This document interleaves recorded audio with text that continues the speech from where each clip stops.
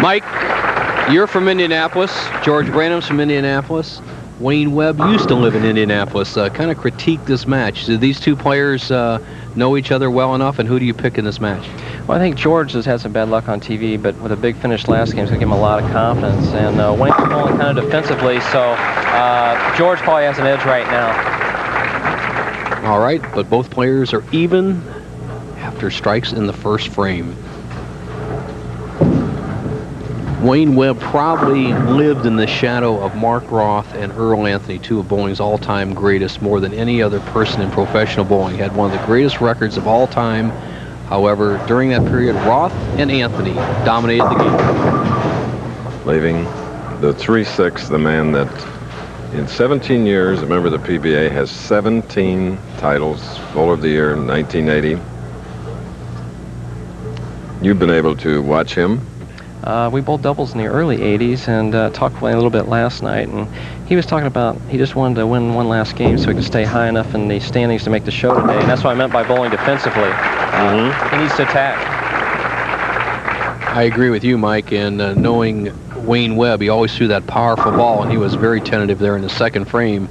And here's a red-hot George Branham, who is as sharp as ever.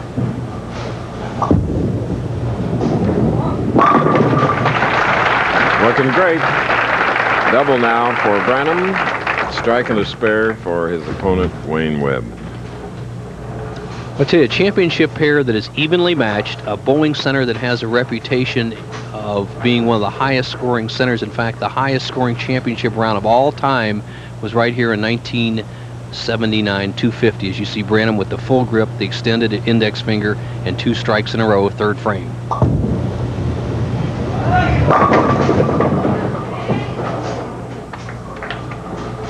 Mike Albee seemed like he lost that ball at the bottom of the swing, just a pinch.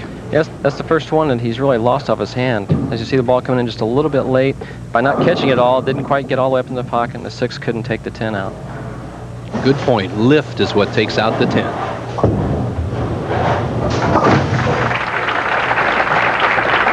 Now, Wayne Webb up. He was one of those 6 pros that bowled 300 games and did his against David Traber. Traber setting a new PBA record, the highest loser score, 299.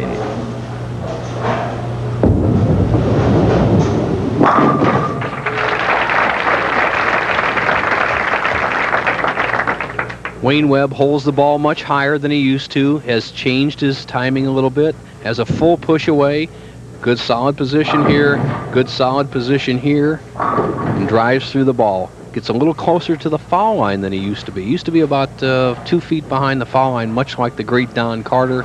Webb with the longer push away, more ball speed, now is closer to the line, can take the lead with a strike and a 4th. And the 1980 Firestone champion has doubled here in Fresno, California. 30 years ago, this tune rose to the top of the charts. They'd hide when Liberty Valance walked around the men. We're back again in Fresno, California in our second game. You're looking at George Branham III. He won the first match against Bob Spaulding, 229 to 217. Here he trails by 1 against Wayne Webb, shooting in the 4th frame, a spare up. Well, Mike Albee, great shot. Before we get a comment, though, we need to go to Nelson Burton. Thank you, Chris Schenkel. The man in the number 2 position throws the best strike ball, I believe, in professional bowling today. And Dave D'Entremont, the lanes look ideal for scoring. What's your attitude going into the match?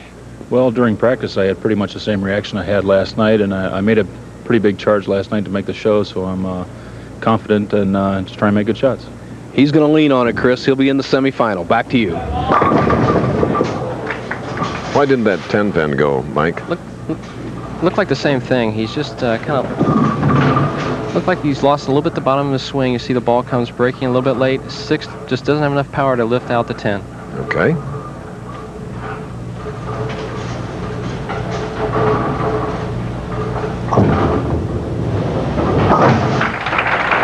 Well, another spare for George Branham. 2 strikes working now for Wayne Webb.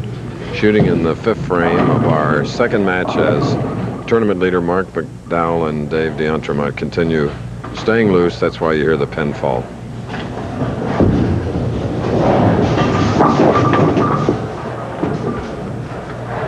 Ugly shot there. Webb not getting the lift on the ball, sliding by the head pin, leaves the 210. A very makeable split under normal conditions as you see him sliding by here. But a little tougher split to make on this lane condition as there is a kind of a heavy concentration of oil in the center of the lane. Hard to get the ball left. Oh, yeah. That's one way.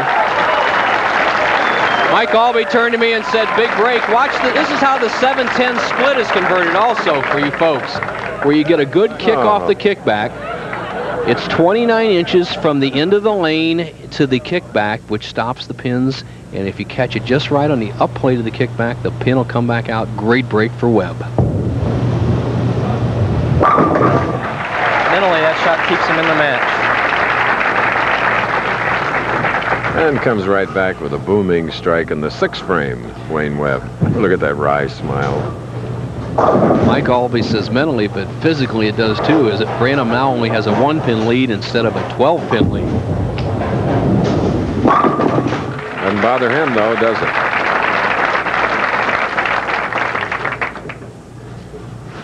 Mike, you're a native of Indianapolis. You married a California girl, however. Yeah, just from Northern California, Monterey. Tammy's from, and Christopher were down yesterday to watch, and back to Sacramento today. Okay.